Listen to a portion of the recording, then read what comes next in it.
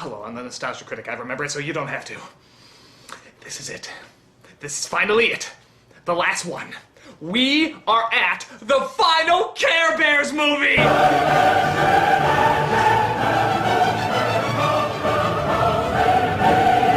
Oh, it's been hard. It's been an enchanting realm of shit watching these movies. But we're finally here. The very last one. Taste the rainbow, motherfuckers! This is Care Bears in Wonderland! Rise and shine, get a glow, 'cause you know you're gonna shine like the star you are, you are. While these may not be the worst films I've ever seen, there's just an annoyance that goes along with the Care Bears name. And this film is no exception. Not only do they insult the intelligence of the younger audience watching this, but now they insult the intelligence of the timeless Lewis Carroll books. That's 2 slaps in the face for one. How bad is it? Well, apparently it wasn't even good enough to get a DVD release. So that means that this... Do you have a house made all out of wood? And this... Time for a game of disappearing bears. deserves much better treatment than this. Bring it on!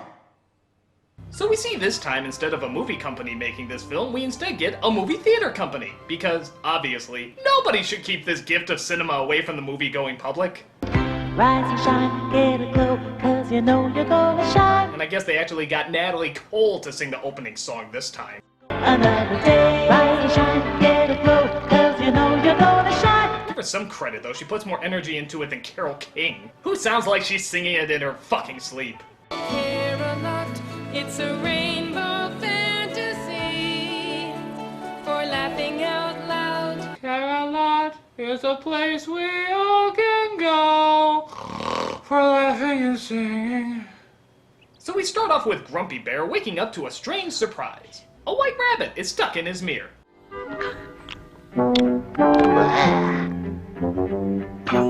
Whoa, must be the side effects of the antidepressants. Just wonderful. Who are you? No time for questions.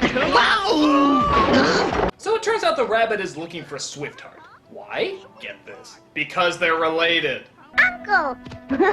What brings you all the way from Wonderland? Yeah, that's right. The rabbit from Alice in Wonderland is related to the rabbit from Care Bears. No shit. What other family tree surprises do you think are out there? Do you think Slippy is related to Mr. Toad? Or Toto is related to Beethoven? Or Tom Thumb is related to Danny DeVito? The possibilities are just endless. But actually, that's not even the biggest surprise. Here's the real shocker for me. Does anyone know the whereabouts of my niece? One Swiftheart Rabbit by name. Wait a minute, Swiftheart is a chick? I never knew that! Oh my god, I totally thought he was a dude this whole time! I mean, okay, I don't need all women to wear bows and dresses and stuff, but some kind of clue would be nice! I mean, you know, bigger eyelashes, or redder lips, or... No, we're not opening that door again! What brought me here? She did. Her. You and your friends must help me find this girl. Oh, you mean Princess Peach? Yeah, there's no comparison. It's fucking Princess Peach! And we find out later that she's been kidnapped by an evil monster in a magical land from a giant castle. Why is it fucking Care Bears in Wonderland is closer to a Super Mario Brothers movie than the actual Super Mario Brothers movie? Okay, keep the review focused. We're hating this film. So it turns out they have to find this princess character, or else. Or else what? Or else an evil wizard will take over all of Wonderland, and everyone there will be forced to obey him. So, rather than do something crazy like, oh, I don't know, search Wonderland for her, the rabbit decides to get the Care Bears to roam the earth and try to find her. Oh, what about breakfast? Has anybody seen this girl? She's so young and small. I just love the fact that the whole world has totally accepted the fact that just Care Bears exist now. For them, it's just an everyday occurrence. We got to get together, got to use our minds. We got to find this girl, and there's not much time. Nobody questions the fact that these things are walking around. Hell, they even drop by a zoo. How confusing is that to see a bear out of a cage in a fucking zoo? You think they talk to the other bears there? Hey, keep strong, my brother. Fight the good fight. So while they don't find her, they do find a girl that looks very similar to her. Her name is Alice, big surprise, and she's sad because she doesn't feel special. What's the use? They're such special people, and I'm just me. Oh, Dinah, it doesn't matter what I do. I'm just not special. No, curse this youthful face, expressive eyes, long flowing hair, perfect teeth, clear skin, and excellent speaking voice. I want to be special! You know, like Susie down the street with her head retainer, bad acne, and unexplained third eye. She's the girl we all want to be! But faster than you can say, who fucking cares? The Care Bears arrive to explain their situation. The resemblance is remarkable, but the rest, the clothes, the hair... You look just like the princess. Princess? I'm not sure. I'm not sure she's special enough. No, I think we were closer talking to that Susie chick with the 3 eyes. No! Well, I couldn't go alone. You don't have to, Alice. We're ready. And willing. And able. Actually, I sort of meant talking to my parents about going on this whole trip. Oh, yeah, you probably don't want to bring this up to them. What we're doing is most likely very, very illegal, seeing how you're a minor. The best way to look at this is just as a whimsical adventure, and that way we don't have to bring in the authorities. Well, couldn't I at least call my mom? Do it or I'll eat you. Okay. So they start going through the mirror when suddenly the evil wizard breaks it to pieces, meaning the team is split up. Rather than just, going into another mirror, they decide to find an enchanted hole to climb into. What a coincidence! I also have an enchanted hole these schmucks can climb into. How about looking for breakfast first? Oh yeah, there's a running joke, by the way, that Grumpy constantly starves because he hasn't eaten all day. What's this building up to? Oh, you'll see when we get there. Whoa! You might remember this from the much better Disney movie. Oh, you mean with Johnny Depp? No, the much better Disney movie. So the two groups venture through Wonderland. As you'd imagine, it's goofy, crazy, and all those other things you'd come to expect. But then the evil wizard named Evil Wizard sends out his 2 henchmen, who I can only assume are called Tweedle Annoying and Tweedle Obnoxious. They're sent out to stop them from reaching the castle. Who are you? The palace Told us to give a, The queen. The palace told us to give the queen a lift to, You! No. What my brother means is... You may notice a lack of enjoyment emanating from these characters and instead replaced with undiluted sodomy of the senses. Now, the reason behind this is God hates you and he shows it with Care Bears. But Tweedle Dick and Tweedle Cheese quickly send out their giant red robots for them. That's right, giant robots. Clearly fitting the Victorian-based novel that this hack film was loosely based on. But hey, if Tim Burton can throw in breakdancing, I guess Care Bears can throw in giant robots. But the Care Bears defeat the giant robots and eventually meet up with the other group. Just when they're trying to figure out what to do next, they hear a strange rapping sound. The Cheshire Cat. Who else? You know, I see that princess in a lonely room where the wizard's got her locked away. Now he's one bad dude, he's in a nasty mood, and he wants to be the king someday. You know, it's funny. This is the only character I find myself actually kind of liking in this whole film, but maybe that's because the bar has been set so phenomenally low that even a rapping cat in Alice in Wonderland is on the ups. A few of you get Alice to the palace, and the rest here's what to do. Don't you like to see a rap-off between the rapping cat from Care Bears and the rapping dog from Titanic? Oh God, I said it! Working all day, now it's time to unwind. Now I can see the member had a trying to help. He wants to set that princess free. I'll be busting the moves and I'll be busting the rhymes. We'll be busting up laughing cause it's party time. Don't forget to use your Everybody's feeling fine cause it's party time. Dogs and cats living together, mass hysteria. Stop! I never thought I'd say this, but put Care Bears back on! So the team splits up again. One goes to get Alice to the castle, and the other goes to find the princess. Whoa, I'm so hungry I'm starting to see things. Still building up that joke. You won't believe how disappointing the payoff is. Avast, me hearties! 'Tis a fair wind and clear sailing ahead. So it turns out they come across a series of hats that makes them believe they're different people. It must belong to the Mad Hatter. I'll bet he left it behind so we could follow him. So that's what the Cheshire Cat meant by use our heads. I suppose he could have told us that straightforward, but it wouldn't have been so forcefully hidden. So while they follow the hats, I guess, the other team goes over their battle plan. Mr. Rabbit, I was wondering, what exactly does a princess do? Well, mostly sell toys, piss off feminists, and make girls question their own sense of self-worth. Tell me I'm wrong! But then Tweedledip and Tweedleshit drop by and throw her in their evil carriage. So they stop her from getting to the castle as they take her to... the castle. You just brought her to the place she was going anyway! I think your plan's a little backwards, Jafar! I am the Wizard of Wonderland. Well, why don't you leave Wonderland alone? Wonderland needs me. So of course he sings about how he wants to bring rules and order to a place where they don't seem to fly. Now, tell me listening to the song if this sounds a little bit familiar. And I'm just the man for the job. And you feel that you've had quite enough. Now, don't you ever wonder about Wonderland? How everything is upside down. Remember that you're standing on a planet that's evolving and revolving at 900 miles an hour. Yeah, pretty friggin' close, aren't they? Needless to say, the sequence would be a lot better if there were some animated Terry Gilliam movies floating around. The creatures are so crazy in their Wonderland. They don't know that it's turned around. And I know I talked about this before in my top 11 scariest nostalgic moments, but I'm gonna bring it up again. Just before the evil wizard finishes his song, for a split second he makes one of the scariest faces, period. Everything at my command. Did you miss it? Let's play it again. Everything at my command. God damn, is that freaky! Let it haunt your nightmares for weeks! Oh, don't think it's that bad? Don't think it's that creepy? Let's try replacing it with that scary face from the Don't Be Afraid of the Dark trailer.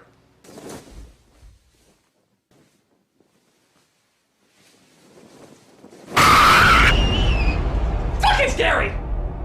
Do you think for a single moment that a silly, frightened, plain little girl like you could fool anyone into believing that you are a real princess? No! He's torturing me with observations about my plainness!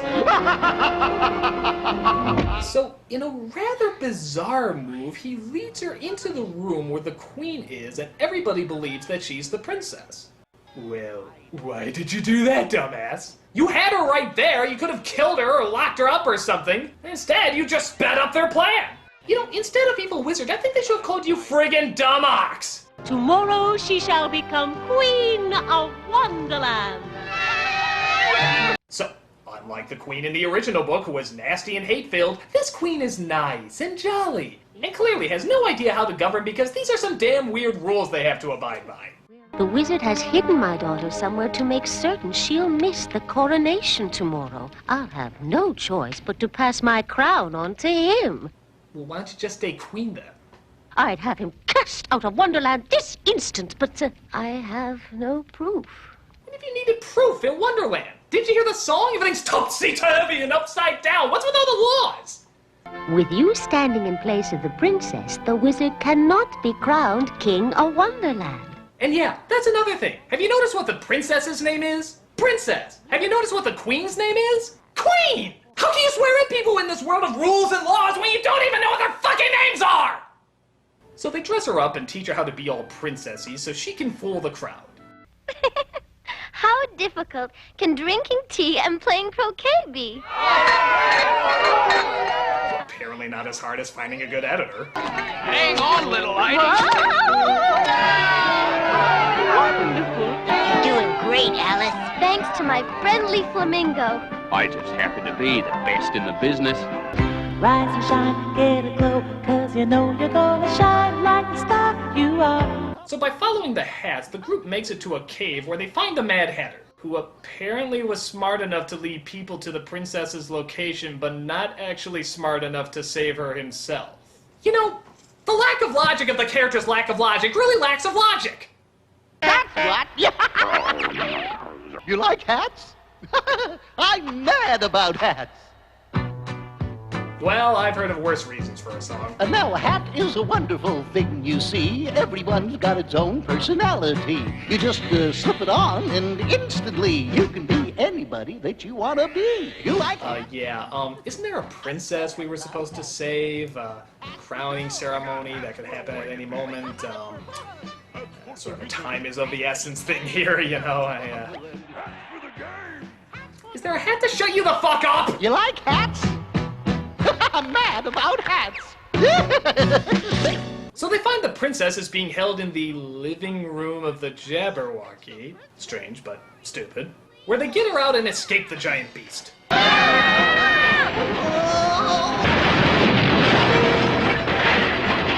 Come on, let's get out of here. But what about the Jabberwocky? He's got a thorn in his paw. The poor creature. That explains why he's so miserable. Makes me totally forget the fact that he held me hostage and is dooming a nation. So of course they pull the thorn out, and the Jabberwocky is suddenly a good guy. Thank you. Oh, you're very welcome, Mr. Jabberwocky. Call me Stan. It's much easier to say. Okay, Stan. Yeah, the Jabberwocky that we just met in the third act is named Stan. And yet, there's still 3 major characters with no names. Where are your priorities, movie? Do you just want us to forget we watched you? So he starts flying them to the castle, where Alice is now being commanded to do the princess test. What's the princess test? It's a test that only a true princess can pass. Well, you take a dozen mattresses, take one teeny tiny little pea, and then run a DNA test. See if it matches the queen. Pretty straightforward. So I guess the Book of Wonder calls for her to climb a mountain, bring a cup of water down from the well to make the sleeping flowers bloom.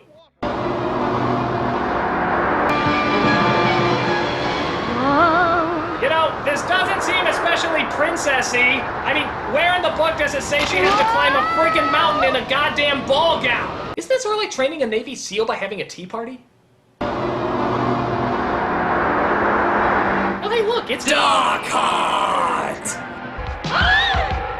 Be brave, little Alice. Believe in yourself, because here's the most important part. While the others all remember to use their heads, you just remember to use your heart. That's right. Remember to use your heart. Yeah, that was okay. But it's no pig power in the house! You just remember to use your heart. That's right. Remember to use your heart. I said remember to use your heart. That's right. You remember. Yeah, do you think you could give me a lift up or something? I mean, the rap is nice, but I have to climb this mountain in heels, for God's sake. Nothing? Nada? Okay, I'm just gonna act like you have a point in this movie. So she gets the water from the well and somehow climbs down without spilling it, but then comes across a unicorn, which she can't help but give the water to. And wouldn't you know it, that was part of the test. What a shock. But it's not over yet. She still has to make the flowers bloom. Now how the hell is she gonna do that?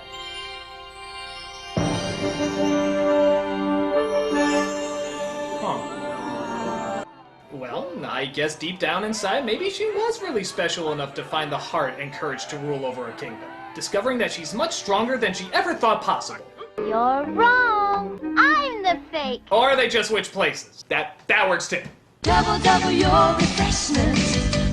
Double, double your enjoyment. So the jig is up and the wizard is sent to jail, allowing Alice to finally return home. That must be a pretty entertaining story to tell the folks. Dad, I just got back from Wonderland where an evil wizard tried to take over, but some magic bears helped me out to save a princess and make the flowers bloom. Take your meds! Hey, where's Grumpy going? I got a pretty good idea. Oh yeah, would you like to know what this running gag with Grumpy being hungry all the time finally amounts to? Oh, you're gonna be so happy! Grumpy. Now hold your tushy tags, it's time I spoke. Can't remember when I ate last. I've been starving since we started and that's no joke. Man, I was fading fast. Really? You're giving us a rap. A grumpy rap. This is what the whole movie has been building that goddamn joke up to this whole time. That's really dumb. Well, I'm filling up my belly with ice cream and jelly and topping it with pickled beets. Pickled beets? Uh-huh. Topping it with pickled beets. Oh, Oh, yeah. But hey, on the bright side, at least we don't have to hear a rap from the Cheshire Cat. Yo, Grumpy Bear, I gotta hand it to you. Yeah, Alice and the Princess and the Queen of Hearts and did right by my man Stan. You put the wizard in his place, now everything's safe. Everything in Wonderland.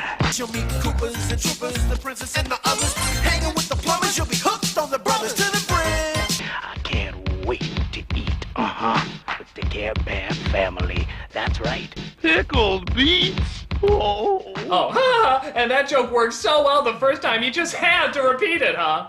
Well, repeat this. That's my socks!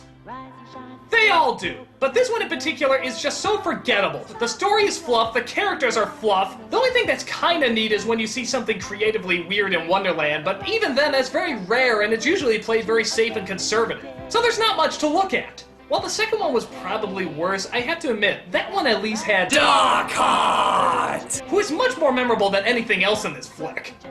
Except for that. All I gotta say is I'm glad I'm done with these movies. They're far too cutesy and bland for my taste. I'm a nostalgia critic, and I don't care! Did someone say care? Excuse me one moment.